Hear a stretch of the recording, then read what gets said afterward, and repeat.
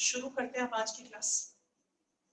पिछले क्लास में आप लोगों को ये चीज बता दी थी कि डेरिवेटिव हम कैसे निकालते हैं, किस तरीके से डेरिवेटिव किया जाता है।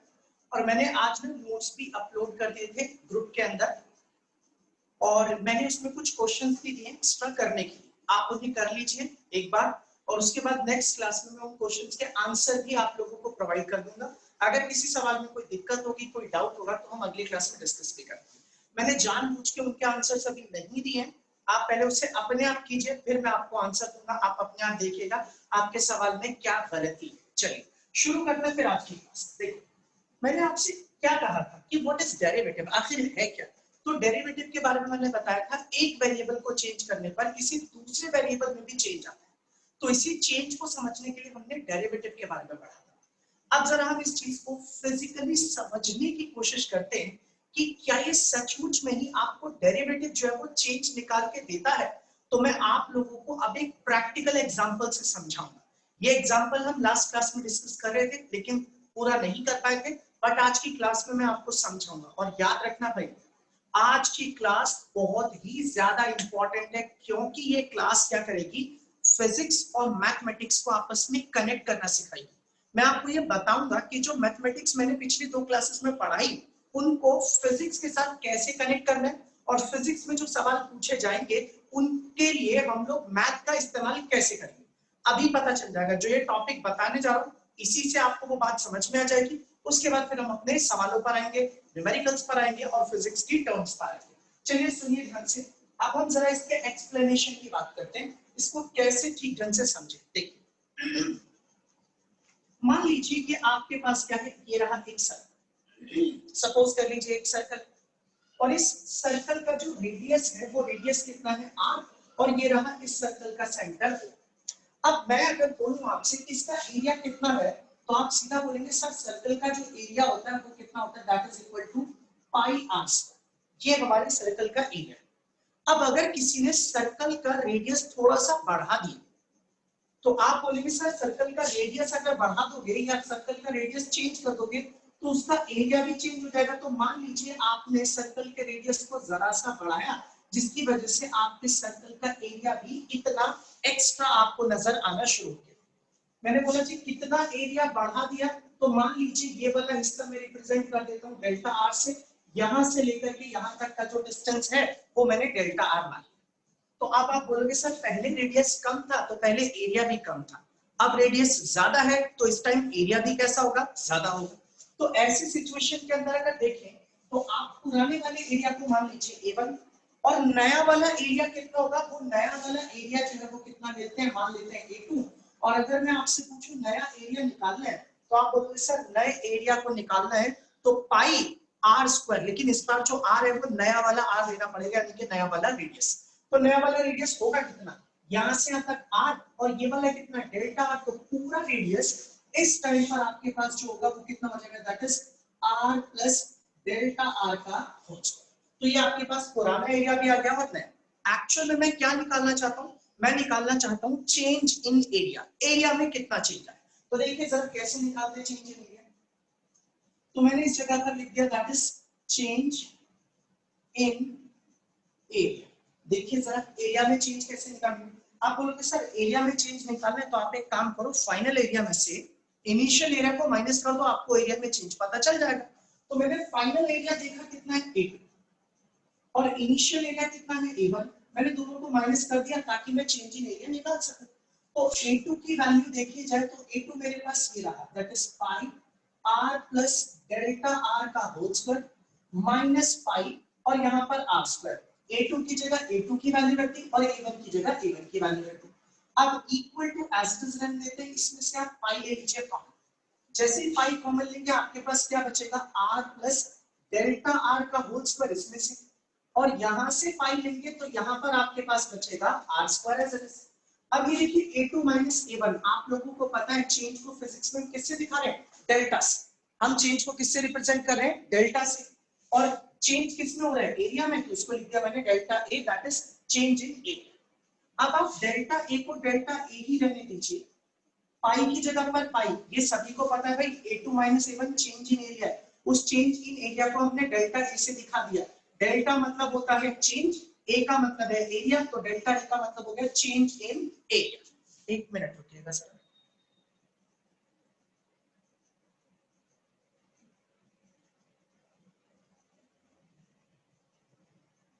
तो इसके अंदर आपके पास आ गया चेंज इन एरिया। तो पाई की जगह पाई, ए प्लस बी का होल स्क्वायर ओपन करते क्या हो जाएगा, A square plus B square plus 2ab, तो ये हो गया 2r इंटू डेल्टा आर, और माइनस में फिर से लिखेंगे r का स्क्वायर एज। अब तक देखेंगे तो इसके अगले स्टेप में मैं इस प्लस आर स्क्वायर को माइनस आर स्क्वायर से क्या कर देता हूं, कैंसिल, और मेरे पास यहाँ पर जो चीज बचेगी वो क्या बचेगी, delta A is equal to pi, bracket में यहाँ पर मेरे पास बचेगा डेल्टा आर का स्क्वायर, प्लस में आप इसे लिखेंगे 2r into delta R, bracket close. तो आप बोलेंगे सर चेंज इन एरिया इतना है। अब देखो भाई, अब मैं आप लोगों को फिजिक्स की एक बहुत इंपॉर्टेंट बात बताने वाला हूँ, उसे बहुत ध्यान से सुनिएगा और तसल्ली से समझिए। सुनो, यहाँ पर ध्यान देते हैं। मान लीजिए मैंने आप लोगों के सामने इस तरीके से लिखा y is equal to, suppose कर लीजिए 2x लिख दिया, y is equal to 2x मैंने लिख दिया। अब मैं आपसे बोलूं कि x को अगर मैं 0 रखूंगा तो बताइए जरा y कितना होगा, तो आप बोलेंगे सर y भी 0 ही होगा। बिल्कुल ठीक है, आप x को 0 रखोगे तो 2 into 0 is 0, तो y भी 0। मैं जैसे ही x की जगह 1 रख, हाँ जी बोलो सर। ग्रुप से मैसेजेस आ रहे हैं किसी के, एक बार को चेक कर लो। ओके ओके, एक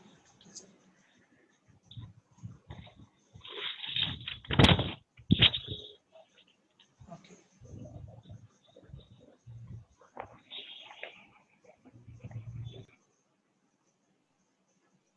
ठीक है जी, ओके ओके हो गया, ठीक है, शायद कोई ऐड नहीं हो पा रहा था उसकी वजह से आ रहा है मैसेज। चलिए अब सुनिए ध्यान से। अब मैंने क्या किया, मैंने बोला x की वैल्यू 1 रखते हैं, y कितना आएगा, तो आप बोलोगे sir y is equal to 2 into 1 रखेंगे तो ये वापस कितना आ जाएगा, 2 आ जाएगा। मतलब आप x को जैसे ही बदलेंगे ना, आपका y भी बदल जाएगा। तो साफ तौर पर आप बोल सकते हैं सर y जो है वो किस पर डिपेंड कर रहा है, x पर डिपेंड कर रहा है। इसका मतलब y अगर x पे डिपेंड कर रहा है और x किसी पे नहीं डिपेंड कर रहा, तो x मेरे लिए क्या हो गया, इंडिपेंडेंट वेरिएबल, और y क्या हो गया, डिपेंडेंट। हाँ, ये डिपेंडेंट वेरिएबल हो गया। अब ना मुझे यहाँ से बात क्या समझानी है, मतलब आप जैसे जैसे x को बदलेंगे उसके हिसाब से y भी बदल जाएगा। भाई माइक बंद कर लीजिए, किसी बच्चे का ऊपर शायद से। सुनिए आप ध्यान से, अब यहाँ से हम समझना शुरू करते हैं। देखो, मान लीजिए मैंने इस जगह पर क्या लिखा, x, और इस जगह पर क्या लिखा, y। अब शुरुआत में मैंने x की जगह पर कोई वैल्यू रखी, मान लीजिए x1, जैसे यहाँ पे आपने देखा x की जगह 0 रखा, फिर x की जगह 1 रखा। सपोज कर लेते हैं पहले x की वैल्यू x1 थी, और जब मैंने x की वैल्यू x1 रखी तब मेरी y की वैल्यू मान लेते हैं कितनी आ गई, y।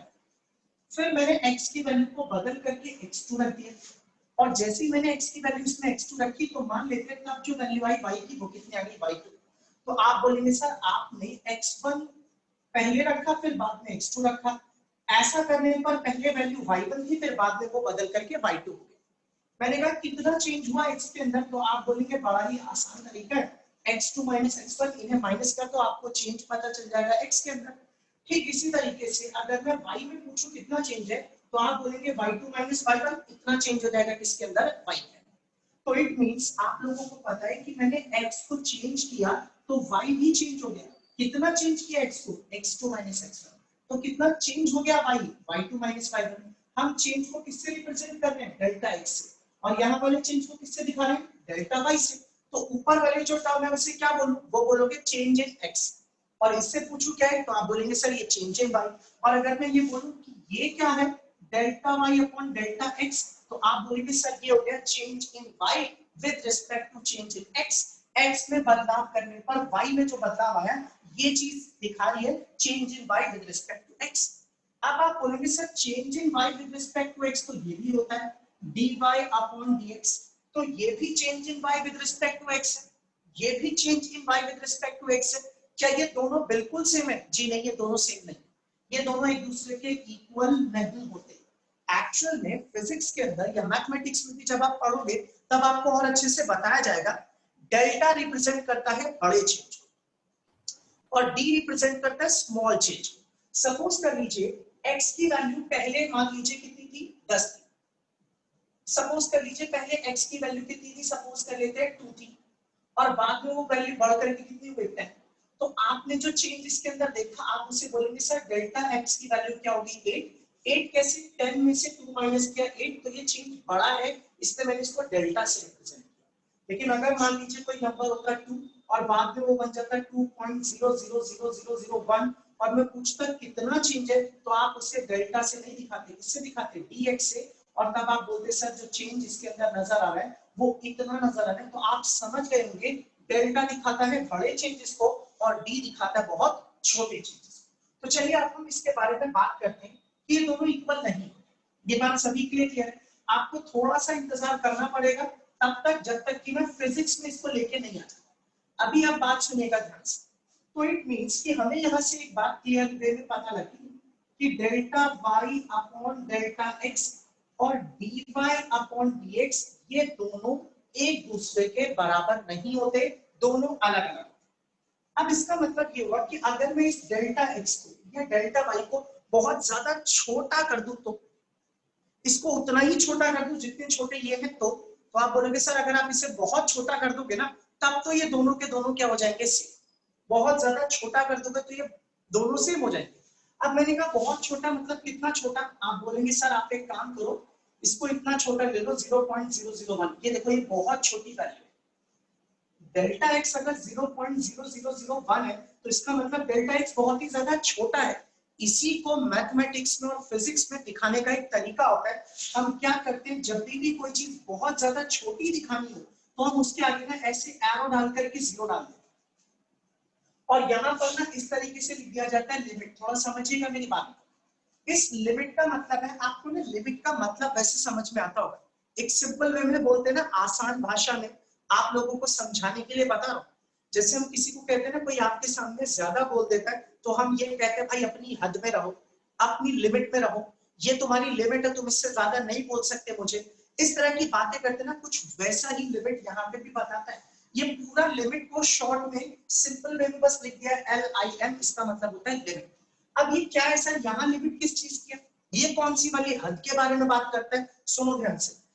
लिमिट इसे पढ़ते क्या है, इसे पढ़ते हैं limit delta x tends to 0, that is TENDS, tends to, that is called tends to 0। इस tends to 0 का मतलब क्या होता है जी, इस tends to 0 का मतलब है कि डेल्टा x की वैल्यू बहुत ज्यादा छोटी है, इतनी ज्यादा छोटी कि वो जीरो के बहुत पास तक पहुंच रही है। लेकिन जीरो के बहुत पास पहुंचने का मतलब ये नहीं है कि ये जीरो है, इसका मतलब ये जीरो इक्वल नहीं है। हाँ कई जने आपको ऐसा बोल देंगे कि यार ये इतनी पास है कि इसकी वैल्यू लगभग जीरो है। याद रखिएगा इसका मतलब अलग होता है। अगर मैं आपसे बोलूं delta x equal to zero तो इसका मतलब है डेल्टा x जीरो के बराबर है। और अगर मैं इस तरीके का निशान लगा के बोलूं कि ये जीरो के इक्वल है तो इसका मतलब है लगभग लगभग डेल्टा x की वैल्यू कितनी है, जीरो। इतनी छोटी है कि हम उसे जीरो मान सकते हैं, मगर इसका मतलब ये बिल्कुल नहीं कि जीरो के इक्वल है। तो मेरा कहना यही है भाई, यहाँ लिमिट का मतलब है कि डेल्टा x की वैल्यू जीरो के बहुत करीब है, जीरो के बहुत पास है, लेकिन जीरो नहीं है। कोई पूछे कि कितना करीब, तो आप बोल दो sir delta x is equal to 0.001। या आप चाहो तो ये भी बोल सकते हो कि क्या पता डेल्टा x की वैल्यू 0.001 इतनी छोटी रहे, लेकिन हाँ होगी कैसी, बहुत ज्यादा छोटी। तो अब देखिए मेरा कहने का तरीका क्या था, मैं क्या कहना चाहता हूँ इस लाइन से वो सुनो।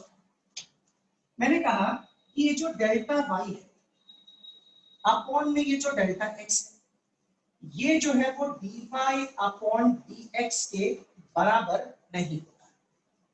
लेकिन अगर इसकी बात करें तो ये बड़े चेंज को रिप्रेजेंट करता है, बड़ा बदलाव, बड़े चेंजेस, और ये दिखाता है बहुत छोटे चेंजेस को। तो अगर इसे भी बहुत छोटा कर दूं तब तो ये दोनों के दोनों बराबर हो जाएंगे। जी हाँ, तो इसको बहुत छोटा दिखाने के लिए हम लोग यहाँ पर क्या लिख देते हैं, हम यहाँ लिख देते हैं limit delta x tends to 0। और जब भी इसके साथ ये चीज नजर आ जाए तो आप समझ लेना कि ये बता रहा है कि भाई डेल्टा x तो बहुत ज्यादा छोटा है, इतना ज्यादा छोटा कि जीरो के बहुत पास है, मगर इस डेल्टा x की वैल्यू जीरो नहीं है। क्योंकि अगर ये जीरो हो गया तो आपने ये पढ़ा होगा मैथ के अंदर कि किसी भी चीज के नीचे अगर जीरो आ गया तो वो चीज नॉट डिफाइंड हो जाती है, इनफाइनाइट हो जाती है, उसका रिजल्ट नहीं निकल सकता। इसलिए यहाँ लिमिट लिखी जाती है कि इसकी लिमिट क्या है कि ये जीरो के बहुत पास तो है मगर ये जीरो के बराबर नहीं है। इससे हमें पता चलता है कि ये टर्म अब बहुत ज्यादा छोटी है। अगर ये भी छोटी है और ये भी छोटी है, ये भी चेंज दिखा रही है, ये भी चेंज दिखा रही है, इसका मतलब ये दोनों के दोनों क्या हो जाएंगे, इक्वल। तो सिंपल सी बात है, ये इसके बराबर नहीं होता, लेकिन अगर मैं इसमें लिमिट लगा दूं तब ये इसके बराबर हो जाएगा, तब ये इसके बराबर हो जाएगा। अच्छा, इसका मतलब ये हुआ कि अगर मैं आपसे पूछूं क्या डेल्टा एक्स और dx बराबर होंगे, आप बोलोगे नहीं सर, क्यों नहीं होंगे जी, सर डेल्टा एक्स बड़े चेंज को दिखाता है और dx छोटे को। लेकिन अगर मैं बोलूं डेल्टा एक्स भी बहुत छोटा है, इतना छोटा है कि limit delta x tends to 0, तो उस केस में मैं चाहूं तो डेल्टा एक्स की जगह पर क्या लिख सकता हूं, dx। अब ये डेल्टा एक्स और dx भी एक दूसरे के बराबर हो जाएंगे। तो मेरा कहना जो था वो मैंने आपको यहाँ पर समझा दिया। अच्छा, अब एक बात आप लोगों के दिमाग में जरूर आई होगी, वो बात ये आ रही है, सर एक बात बताओ, अगर डेल्टा एक्स सच में बहुत छोटा है और आप कह रहे हो छोटे चेंज को हम डी से दिखा सकते हो, तो फिर खाली डेल्टा एक्स को डीएक्स लिखो ना, डेल्टा वाई को डी वाई क्यों लिख दिया? इसे तो नहीं लिखना चाहिए, क्योंकि छोटा चेंज किसमें हो रहा है, सिर्फ डेल्टा एक्स पे। जी नहीं, मैं डेल्टा वाई को भी लिखूंगा। क्यों लिखूंगा? वैसे देखा जाए तो एक बच्चे के दिमाग में सवाल आना चाहिए, सर सही तरीका तो फिर ये होगा कि आप इसे भी लिखो और इसे भी लिखो, तब बोलो ये दोनों बराबर है, तब बोलो ये दोनों बराबर है। आप खाली डेल्टा एक्स को लिख रहे हो और इसको वाई को नहीं लिख रहे हो और कह रहे हो कि नहीं डेल्टा एक्स को भी डीएक्स लिख दिया और डेल्टा वाई को भी डी वाई लिख दिया, ये तो नहीं हो सकता। ये हो सकता है। आपने अभी अभी देखा कि y जो है वो किस पर डिपेंड कर रहा है, x के ऊपर, बिल्कुल ठीक।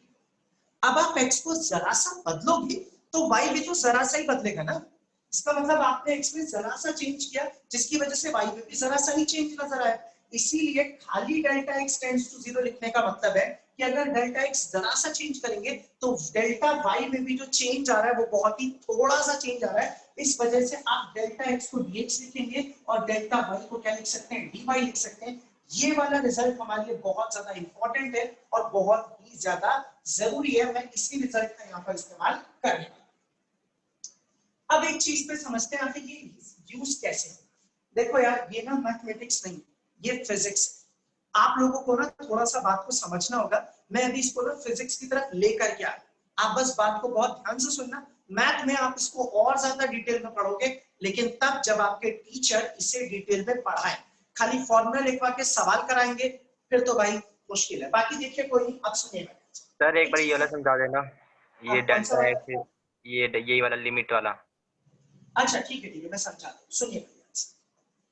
मैंने कहा कि अगर आपका जो चेंज है वो जो बहुत छोटा हो, मैंने कहा बहुत छोटा कितना, मान लेते सर इतना छोटा चेंज, तो हम ना इस चीज को इतना छोटा दिखाने के लिए हम क्या करते हैं, ऐसे लिख देते हैं डेल्टा एक्स और ऐसे एरो डाल करके 0 लिख देते हैं। इसका मतलब सब समझ जाते हैं, डेल्टा एक्स टेंड्स टू 0 का मतलब है कि डेल्टा एक्स की वैल्यू बहुत छोटी है, इतनी छोटी कि वो 0 के बहुत करीब है, लेकिन वो 0 के बराबर नहीं है। तो इसलिए 0 के बराबर नहीं है, यही इसकी लिमिट है, इसकी हद है कि 0 के बराबर नहीं होगा। यार अगर मैं आपको बोल दूं कि डेल्टा एक्स इक्वल टू 0, तो इसका मतलब है एक्स में जो चेंज आए वो 0 है। अब x का चेंज अगर 0 तो चेंज हो ही नहीं रहा, और हम तो टॉपिक ही चेंज होने का पढ़ रहे हैं, इसलिए डेल्टा x को 0 इसमें नहीं ले रखा। इन्होंने बोला अगर ये बहुत स्मॉल चेंज होगा तो आप लिखेंगे डेल्टा x टेंड्स टू 0।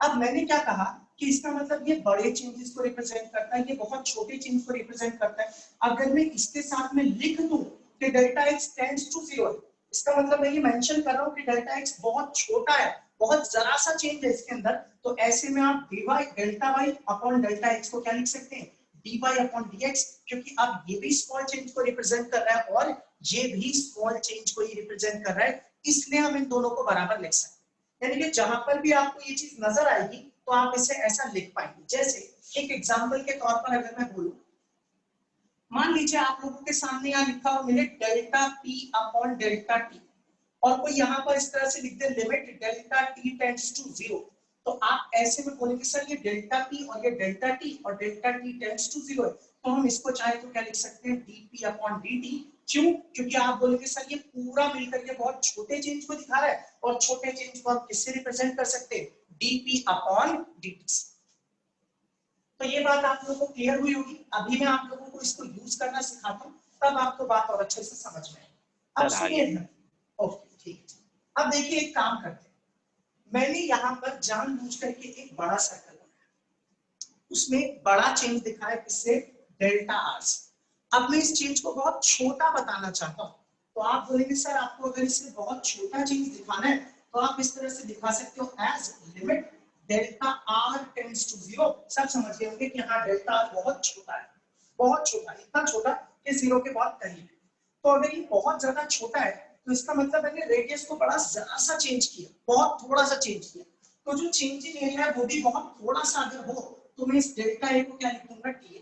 भाई एरिया जो है वो रेडियस पर ही तो डिपेंड कर रहा है, तो इसलिए ये देखिए कि अगर रेडियस जरा सा चेंज हुआ तो जो चेंजिंग एरिया पहले डेल्टा ए बता रहे थे अब मैं उसे क्या लिख रहा हूं, डी, एक बहुत small change in area equal to में पाई की जगह पाई, ये जो डेल्टा आर स्क्वायर है इसकी जगह पर मैं 0 लिख रहा हूं। अभी मैं जवाब दूंगा कि क्यों लिख रहा हूं, जी बताऊंगा मैं, बस आप पहले इसको देख लीजिए। मैंने इसकी जगह पर क्या लिख दिया, 0, बीच में डाल दिया प्लस, 2 की जगह 2, आर की जगह आर, और मैंने क्या कहा अगर डेल्टा आर बहुत छोटा है तो आप इस डेल्टा आर की जगह पर क्या लिख सकते हैं, टी आर लिख सकते हैं। अब मैंने इसको देखा तो मेरे पास क्या रिजल्ट आ रहा है, t a is equal to, ये पाई को मल्टीप्लाई कर दीजिए तो यहाँ पर आ जाएगा 2 पाई आर और इनटू में यहाँ पर कितना हो गया, डी आर आ गया। अगर मैं यहाँ पर से डी ए को डी ए रहने और इस डी आर को इसके नीचे ले आऊं तो मैं इसे लिख सकता हूँ D A upon D R, और D A upon D R लिखूंगा तो यहाँ पर मेरे पास क्या बचेगा, 2 पाई आर। तो आप बोलेंगे sir D A upon D are का जो रिजल्ट आया वो तो 2 पाई आर निकल के आ गया। ये बात सभी लोगों को समझ में आ गई होगी कि मैंने जो निकाला change in area with respect to radius वो निकल के आया 2 पाई आर। कैसे निकला पूरी कहानी हम लोगों ने समझी, उसके बाद इसको कैलकुलेट किया। अब एक बात सुनो, कहने का क्या मतलब है, पहले तो ये जान लेते सर ये कैसे 0 लिख दिया। अब ये चीजें ना आपको फिजिक्स में बार बार देखने को मिलेगी, सुनना यहाँ पर ध्यान से। मान लीजिए मैंने आप लोगों के सामने नंबर लिखा 5, ये 1 लिखा, और 1 के इस तरफ एक और नंबर लिखा, सपोज कर लीजिए 3, और 1 के इस तरफ एक और नंबर लिखा, सपोज कर लीजिए 0.5। अब मैं आपसे बोली चलो एक काम करो 3 का स्क्वायर करो, कितना आएगा, तो आप बोलोगे सर 3 का स्क्वायर करोगे तो 9 आ जाएगा, बिल्कुल ठीक। मैंने कहा 0.1 का स्क्वायर करो तो कितना आएगा, चलो करके देखें जरा, यहाँ देखिए 0.1 का स्क्वायर करना था तो मैंने क्या किया, पॉइंट हटाया और नीचे 10 लगा दिया, 0 लगा दिया, तो ये हो गया 1/10 का स्क्वायर। 1/10 का स्क्वायर क्या हो गया, 1/100। 1/100 को क्या लिखेंगे, 0.01। तो आप बोलोगे सर 0.1 का स्क्वायर जो है वो है 0.01, तो मैंने यहाँ पर लिख दिया 0.01। आपने एक बात नोटिस की, जो भी नंबर 1 से बड़ा होता है जब आप उसका स्क्वायर करते हैं तो वो और बड़ा हो जाता है, लेकिन कोई भी नंबर जो 1 से छोटा होता है आप अगर उसका स्क्वायर करते हैं तो वो और भी ज्यादा छोटा हो जाता है।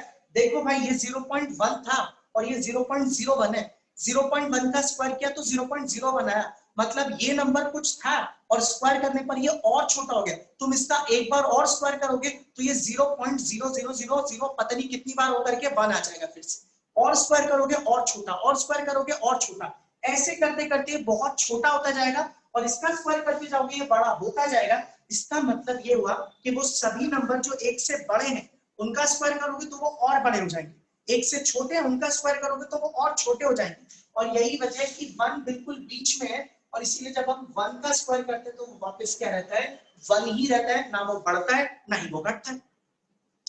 मैं ये क्यों बता रहा था, मुझे इस बात पे आपका फोकस डालना था, ये चीज कि किसी छोटे नंबर, छोटा मतलब 1 से छोटे नंबर का स्क्वायर जब भी करोगे तो वो और छोटा हो जाएगा। अब मैं आप लोगों को अगर इस बात को समझाऊं यहाँ पर, तो मैंने क्या कहा जी डेल्टा आर टेंड्स टू 0 है, मतलब डेल्टा आर बहुत छोटा है।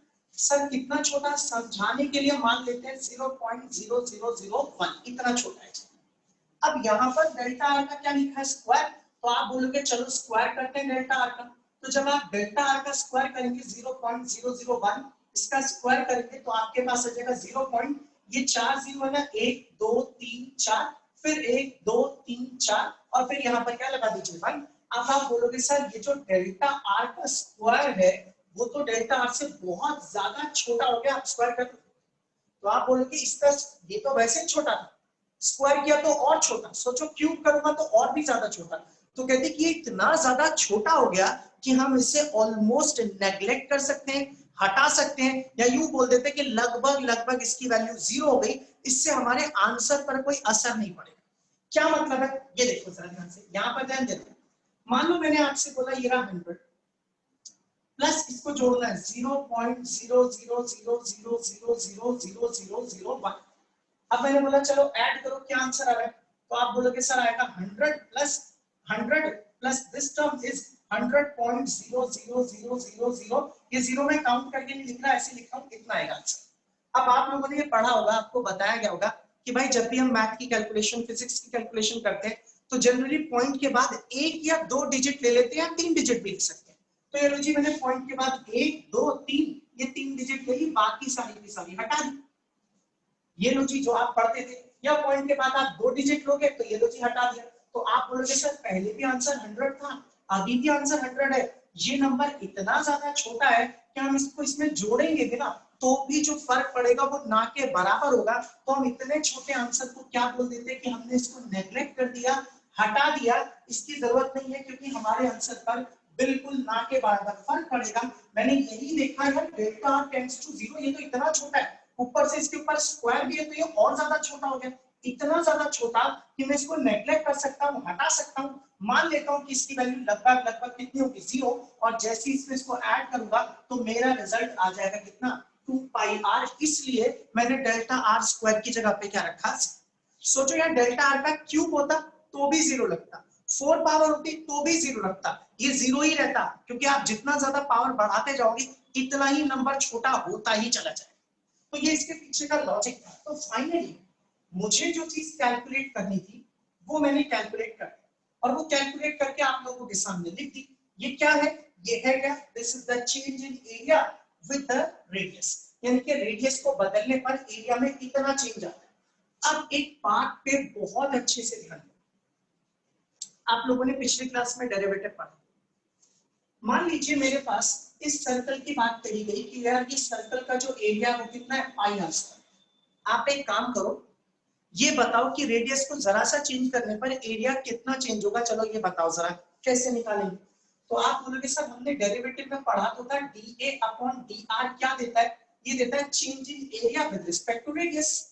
रेडियस के साथ एरिया में कितना चेंज आ रहा है, तो इसका मतलब मैंने इसके साथ d बाई dr लगाया, इसका मतलब मैंने दोनों साइड पर क्या कर दिया, डेरिवेटिव किया है। ध्यान रखिएगा, आप लोग जब सवाल कर रहे थे तब आप यूज कर रहे थे d बाई dx, अभी मैं यूज कर रहा हूँ dA अपॉन dr, यानी कि d बाई dr यूज कर रहा हूँ। इसका मतलब मैंने दोनों साइड पर डेरिवेटिव किया विद रिस्पेक्ट टू रेडियस। अगली स्टेप में आप बोलोगे सर पाई तो कांस्टेंट है क्योंकि इसकी वैल्यू होती है 3.14, और हमने ये सीखा था कि डेरिवेटिव में कांस्टेंट कहाँ जाता है, बाहर। तो आपके पास अंदर सिर्फ और सिर्फ क्या बचेगा, r का स्क्वायर बचेगा। ठीक है, अब मैं इस पाई की जगह पर पाई रहने देता हूँ। आप जरा याद करो, हमने एक फॉर्मूला पढ़ा था d by dx of x की पावर n, क्या था, n x की पावर n minus 1, पावर को मल्टीप्लाई करके एक क्या कर दो कम। मैं वही वाला फॉर्मूला इसमें लगा देता हूँ, r स्क्वायर, पावर को मल्टीप्लाई किया और इसकी एक पावर को क्या कर दिया, कम कर दिया।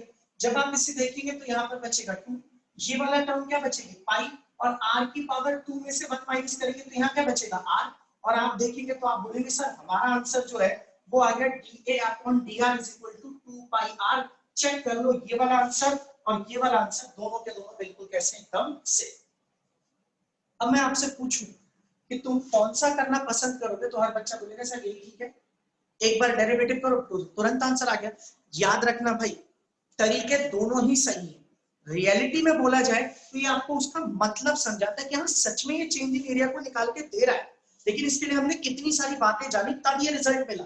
और ये क्या कर रहा है, ये डायरेक्टली रिजल्ट ला करके दे रहा है। एक तरह से देखा जाए तो हमारे लिए यही सही है। तो अब की बार से अगर मुझे चेंज पता करना है कि कितना चेंज हुआ एक को बदलने पर दूसरे में, तो मैं ऐसे भी कर सकता हूँ और ऐसे भी कर सकता हूँ, लेकिन क्योंकि हमने डेरिवेटिव करना सीख लिया है, डायरेक्टली चेंज निकालना हमें आता है, तो अब हम अब की बार से इसको यूज करेंगे।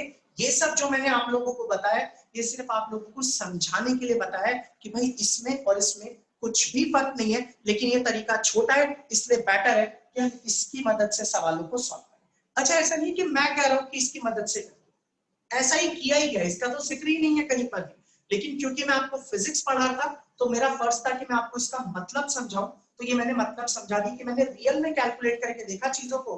तो याद रखना dA अपॉन dr क्या देगा, रेडियस को जरा सा चेंज करने पर एरिया में कितना चेंज आता है, ये वो चीज निकाल के देगा। ये था एक्चुअल कंसेप्ट था डेरिवेटिव का कि सच में डेरिवेटिव हमें चेंज निकाल करके देता है। ठीक है, आप इसका स्क्रीनशॉट ले लीजिए। हाँ जी बोलिए।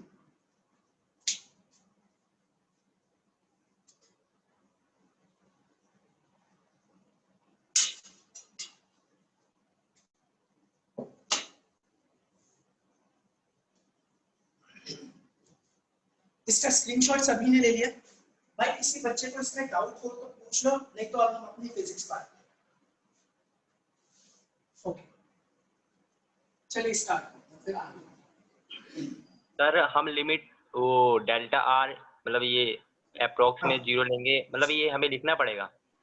हाँ, जब भी हम कोई चीज बहुत छोटी दिखाएंगे ना तो हम उसे लिखेंगे। मैं भी आपको दिखाता हूँ कैसे।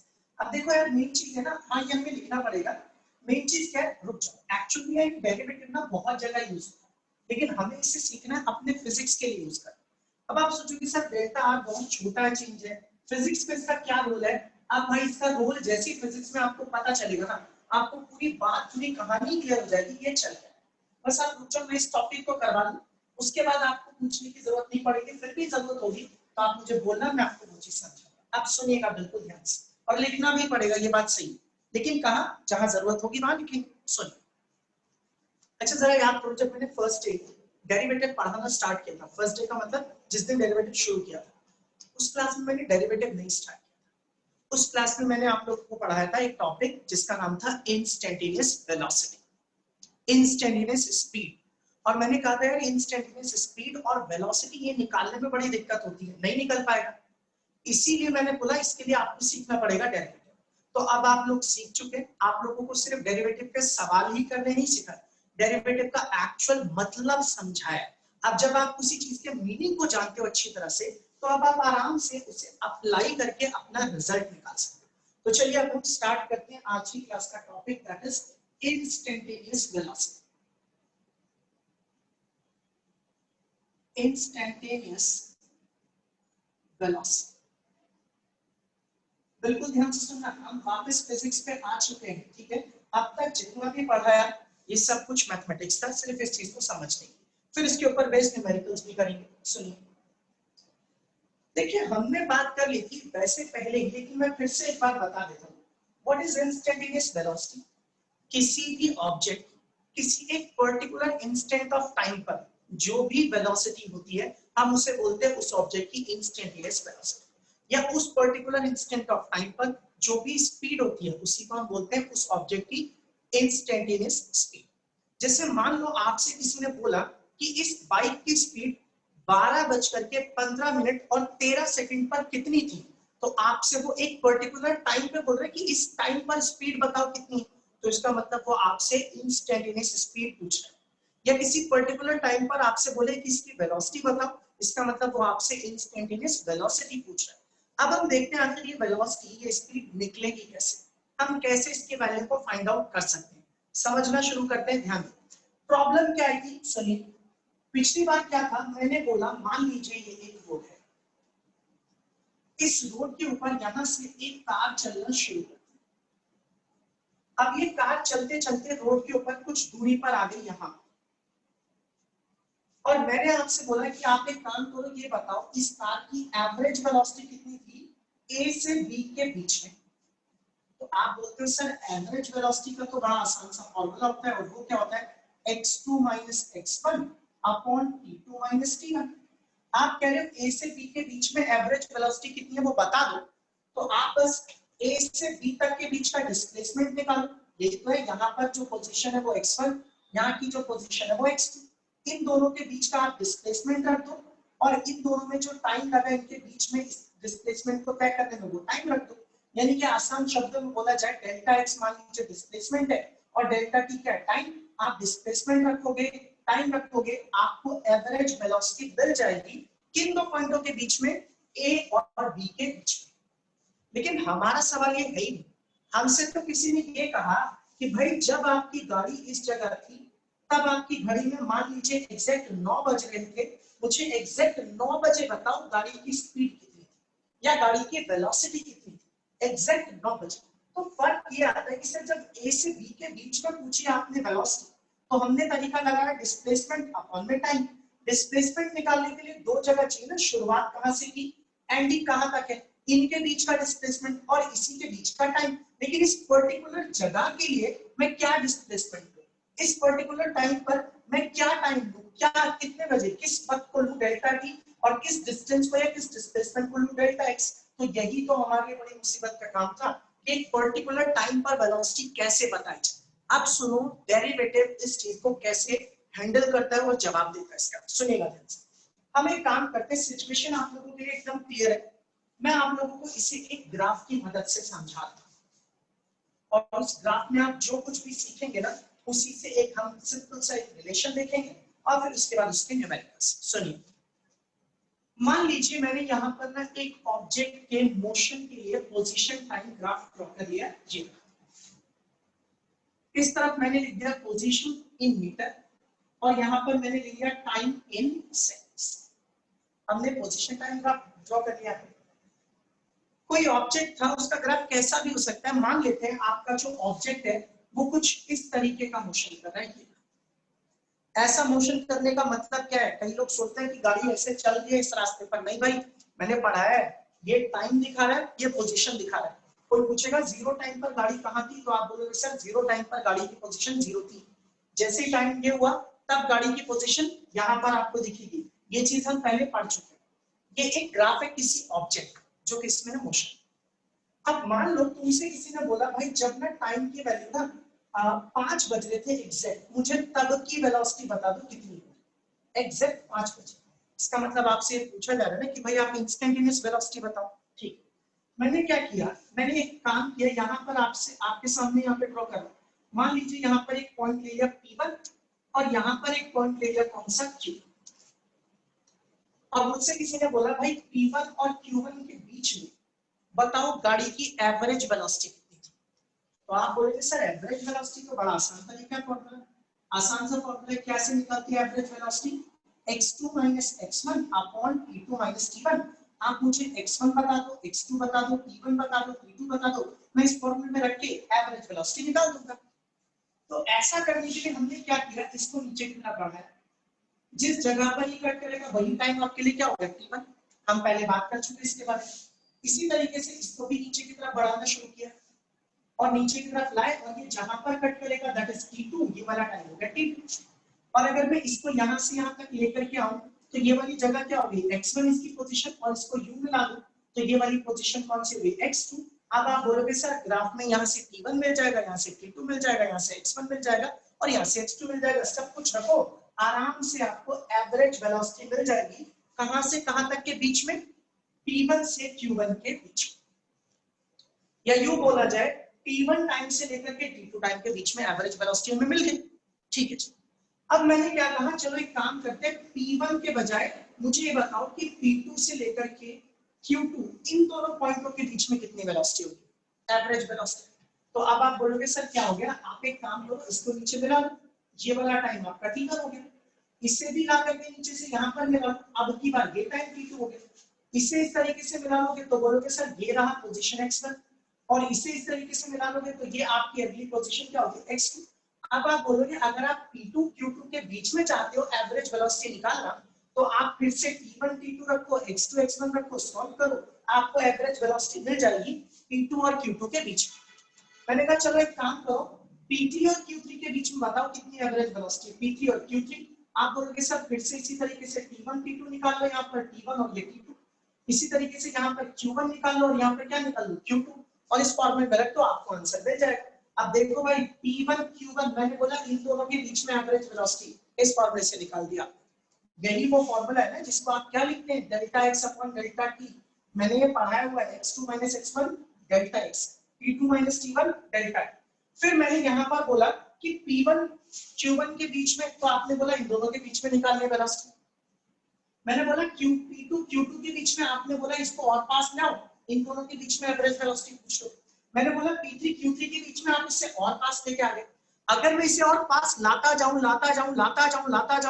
तो तुम्हें नहीं लगता एक टाइम ऐसा आ जाएगा जब ये T1 वाली लाइन और ये T2 वाली लाइन आकर के एक दूसरे में बिल्कुल मर्ज हो जाएंगी, चिपक जाएंगी, उस टाइम पर ये फॉर्मूला जो भी एवरेज वेलोसिटी देगा वही एवरेज वेलोसिटी उस टाइम की इंस्टेंटेनियस वेलोसिटी मिल जाएगी, क्योंकि तब ना हमें एक पर्टिकुलर टाइम पर वेलोसिटी की वैल्यू को फाइंड आउट करें।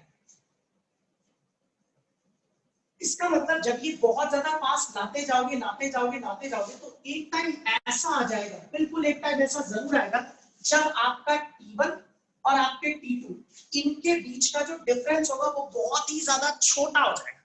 देखो यार, एकदम T1 T2 बिल्कुल बराबर कर दिए तब तो चेंज ही नहीं होगा, तब तो चेंज होगा ही नहीं, और चेंज नहीं हुआ तो हम तो चेंज की बात कर रहे हैं।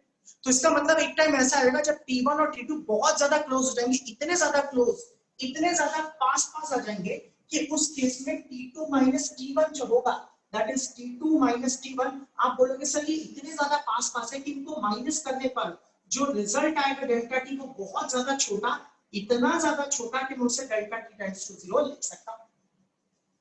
और अगर ये डेल्टा टी टेंड्स टू 0 हो गया, इसका मतलब है T1 और T2 बहुत पास है, बिल्कुल क्लोज है। उस टाइम पर आप जो भी वेलोसिटी इस फॉर्मूले से निकालेंगे वही वेलोसिटी, वही एवरेज वेलोसिटी इसकी बन जाएगी इंस्टेंटेनियस वेलोसिटी। इसका मतलब ये हुआ कि अगर मुझे इंस्टेंटेनियस वेलोसिटी निकालनी है तो मैं delta x upon delta T इसी फॉर्मूले का ही यूज करूंगा, यही वाला। फर्क सिर्फ इतना होगा कि इस टाइम पर जो मेरा टाइम डेल्टा टी होगा वो बहुत ही ज्यादा छोटा होगा, और मैं इसे लिखूंगा limit delta t tends to 0। इसका मतलब टाइम दोनों के दोनों टाइम बहुत ज्यादा क्लोज है, और अगर इसके साथ limit delta t tends to 0 दिख गया तो आपको याद होगा, अभी बताया था मैंने, तो ऐसी सिचुएशन में हम इतने स्मॉल चेंज को चाहे तो कैसे दिखा देंगे, dx अपॉन dt, और यही मेरा वो फॉर्मूला है जिससे मैं इंस्टेंटेनियस वेलोसिटी को कैलकुलेट करूंगा। अब देखिए, आप लोगों के लिए एक सिंपल सी बात अगर मैं करूं यहाँ पर, एक मिनट रुकिए जरा, मैं इसे थोड़ा सा, अगर मैं आप लोगों को ये चीज समझाऊं तो हम इसे अब लिखेंगे कैसे लिखते हैं, मैं इसे रब कर दूं, देखिएगा जरा, मैं भी लिख देता हूं इसको सही से। अब हम यहाँ लिखेंगे v, तो पूछे सर जी v क्या है, आप बोला सर v का मतलब है वेलोसिटी, मैंने इसके साथ ब्रैकेट में t लिख दिया, vt का मतलब velocity at any time t, और किसी टाइम पर जो वेलोसिटी आप बताओगे वही आपकी इंस्टेंटेनियस वेलोसिटी बन जाएगी। तो ये लिखने का तरीका हो गया इंस्टेंटेनियस वेलोसिटी, और उसके साथ में इक्वल टू में लिखेंगे कि जी इसको निकालना है तो इसका फॉर्मूला वही होता है जो पुरानी वाली वेलोसिटीज को निकालने के लिए था, delta x upon delta T. बस फर्क इतना है कि आपको इंस्टेंटेनियस वेलोसिटी चाहिए तो limit delta t tends to क्या लेना पड़ेगा, 0, और अगर इसमें limit delta t tends to 0 हो गया तो आप इसी चीज को क्या लिख पाएंगे, dx अपॉन dt, और इसलिए अब आप बोल सकते हैं कि हमारे पास इंस्टेंटेनियस वेलोसिटी का फॉर्मूला क्या हो गया, dx अपॉन dt, और बस हम इसी की मदद से सभी न्यूमेरिकल सॉल्व करेंगे जिसमें भी हमसे इंस्टेंटेनियस वेलोसिटी पूछी जाएगी। तो अब आप लोगों को समझ में आ गया होगा कि हाँ यार ये डेरिवेटिव कैसे करेगा। अब देखो, मैं आपको ये चीज पहले भी बता सकता था, फर्क इतना है कि अब अगर मुझे वेलोसिटी निकालनी है तो उसके लिए मुझे डेरिवेटिव करना पड़ेगा, किसका, x का, किसके रेस्पेक्ट में, t के रेस्पेक्ट में, और डेरिवेटिव तुम्हें आता है करना। अब मैं आप लोगों को ऐसे सवाल दूंगा, ऐसे सवाल करवाऊंगा जिसमें हमसे बोला जाएगा फाइंड द इंस्टेंटेनियस वेलोसिटी, तो आप डेरिवेटिव करो और आपको आपकी वेलोसिटी आराम से मिल जाएगी, उसमें कोई भी परेशानी नहीं। आप चाहे तो इसका स्क्रीनशॉट ले लीजिए, फिर आगे की बात करते हैं। सारी चीजें नोट्स में आपको मिलेंगी, परेशान बिल्कुल मत होइए।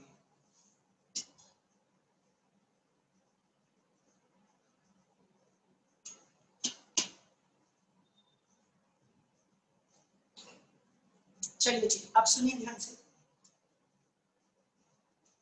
यहां तक की बात सबके लिए एकदम क्लियर ये है। अब मैंने आप लोगों को पहले एक छोटा सा सवाल करा था, उसके बाद हम इसके बारे में और भी थोड़ा सा डिस्कशन करेंगे, कुछ क्वेश्चन देखते हैं पहले उसके लिए। देखिए मैं इसे रखता हूं, ये बात सभी लोगों के लिए क्लियर है ना भाई, किसी को कोई डाउट हो तो बोल दीजिए। अच्छा आप सुनिए, एक सिंपल सा क्वेश्चन करते हैं, फिर एनसीईआरटी के क्वेश्चन करते हैं। अभी इसके बारे में एक बात और है जो मुझे बतानी है, लेकिन अभी हम एक सवाल कर लेते हैं, उसके बाद से सुनिए क्या क्वेश्चन। एक क्वेश्चन है सिंपल से सवाल है, तब ये क्वेश्चन नोट्स में लिखे होंगे, परेशान मत होइए। क्वेश्चन है the position of an object is given by, yes board पे लिखिए, यहाँ लिख देते हैं the position of an object is given by this equation xt is equal to 2t square minus 4t plus 10 और साथ में यहाँ पर लिख दिया मीटर। x क्या है? x है पोजीशन और x के साथ ब्रैकेट में t लिखने का क्या मतलब है? ये पोजीशन है, किसके ऊपर डिपेंड करके? टाइम पर।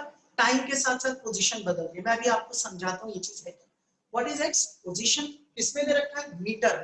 t क्या है? टाइम। टाइम किसमें दे रखा है? सेकंड्स।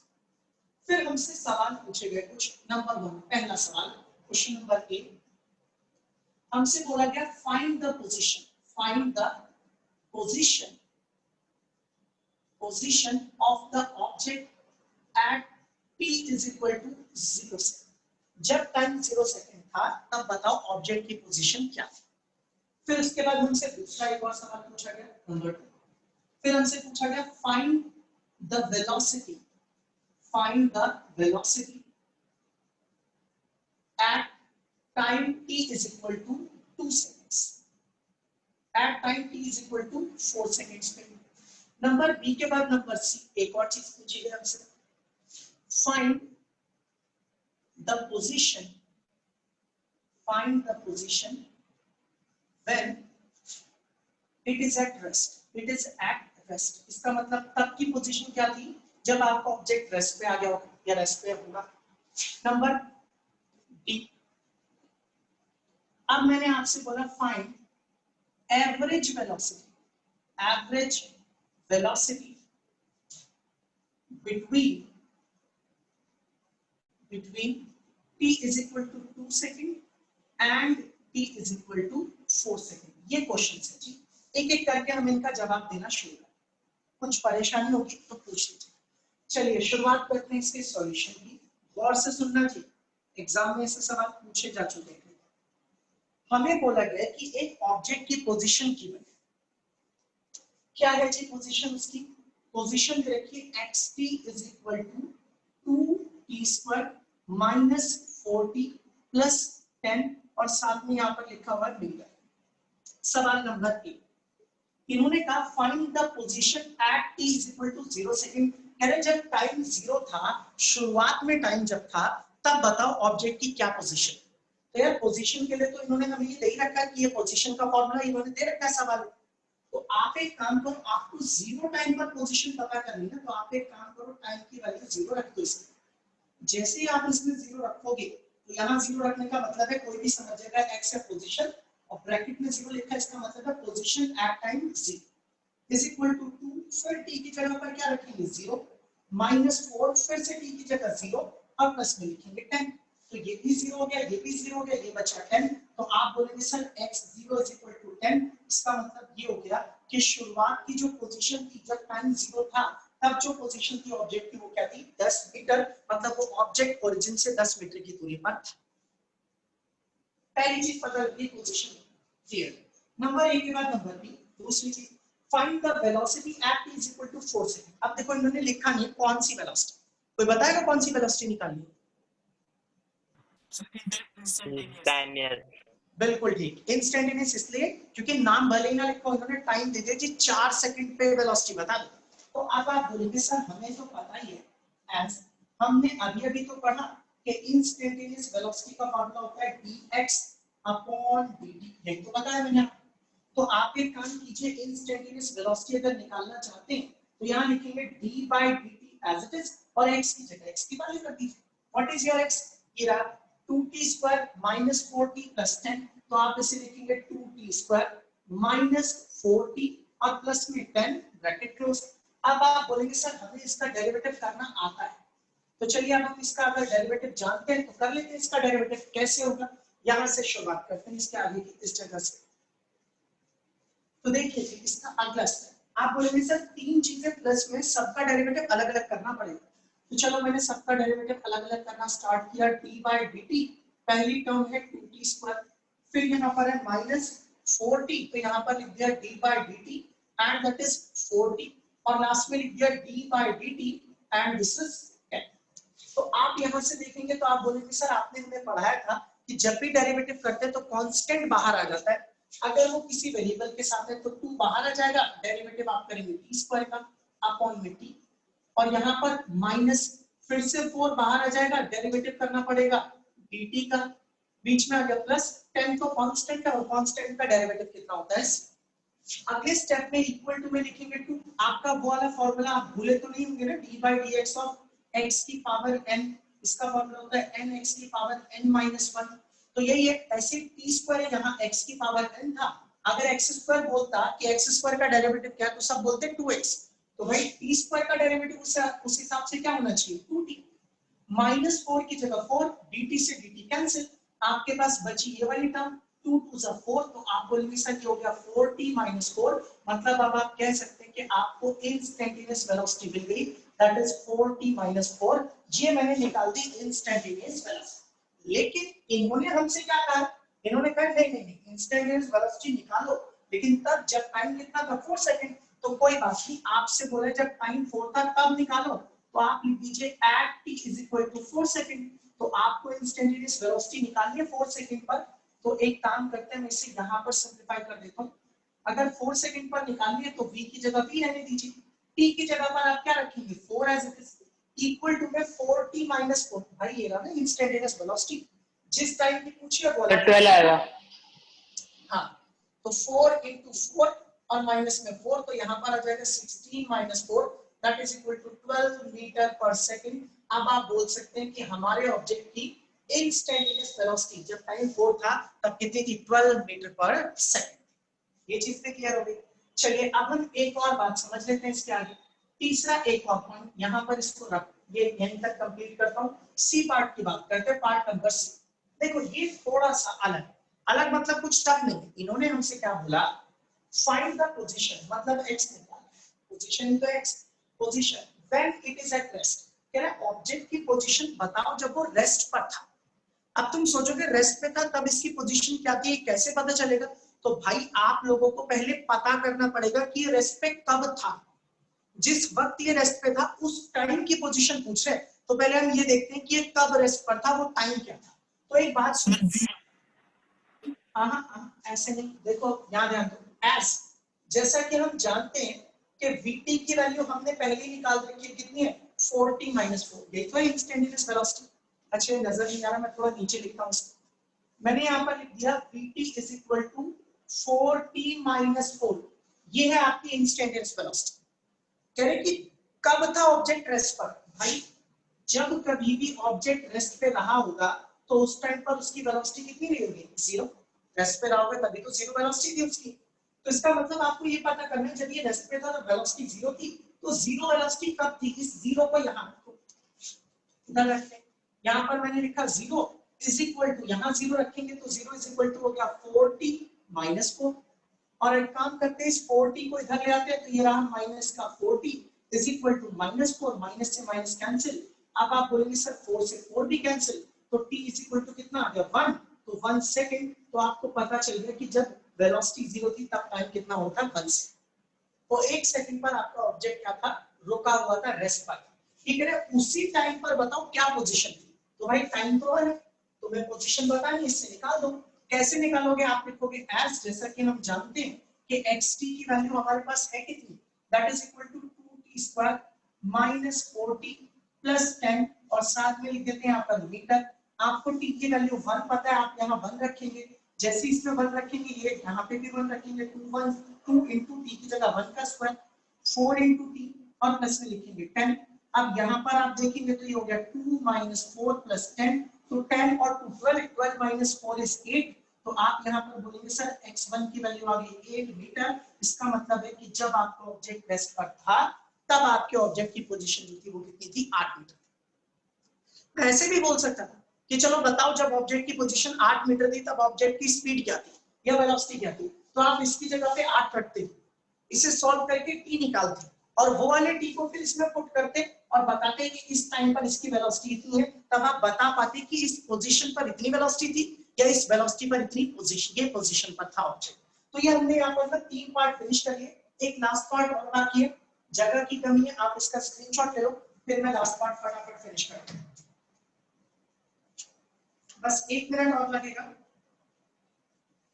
स्क्रीनशॉट ले लीजिए फटाफट इसका। चलिए जी, मैं अब इससे रफ कर दूं और जरा इसके लास्ट पार्ट की तरफ ध्यान देते हैं। सर हमने देखिए, इंस्टेंटेनियस क्यों लिया, वो मतलब रेस्ट पे निकालने के लिए? अरे इसका मतलब ये है भाई कि कोई ऑब्जेक्ट चल रहा होगा एकदम से रुका होगा रास्ते में। इंस्टेंटेनियस इसलिए क्योंकि जैसे एक ये मार्कर देख रहे हो आप, अब मैं इसको फेंकूंगा ना तो ये ऊपर जाएगा जाएगा जाएगा चलेगा और एकदम से रुक के फिर नीचे गिरता है। समझ में आ रही बात? मैं बोलूं इसका मोशन हो रहा है, आप बोलोगे हाँ सर जी हो रहा है, ये ऊपर जाके फिर नीचे आया।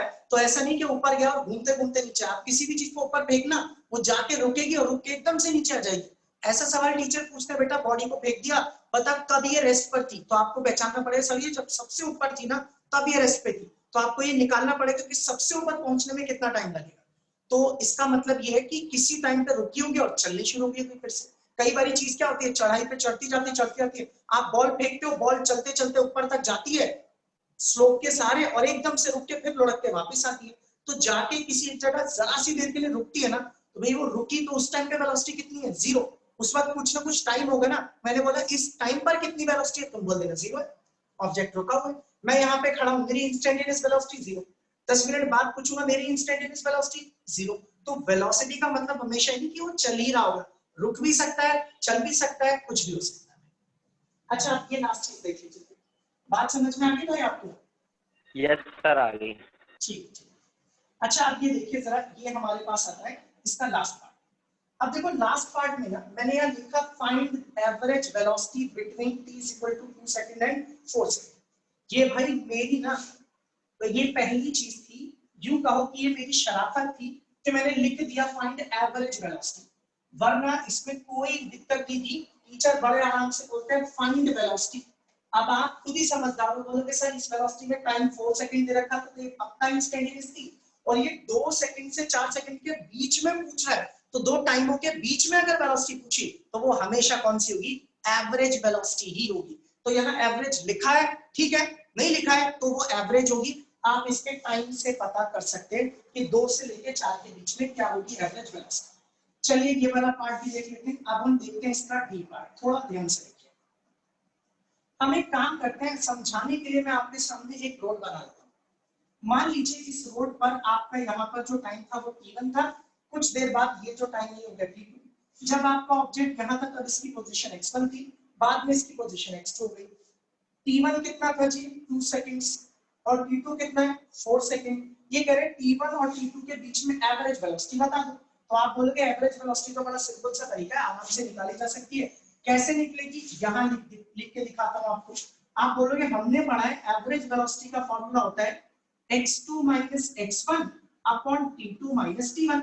आप हमें x1 बता दो, x2 बता दो, t1 बता दो, t2 बता दो, हम इसमें रखेंगे और एवरेज वेलोसिटी निकाल लेंगे।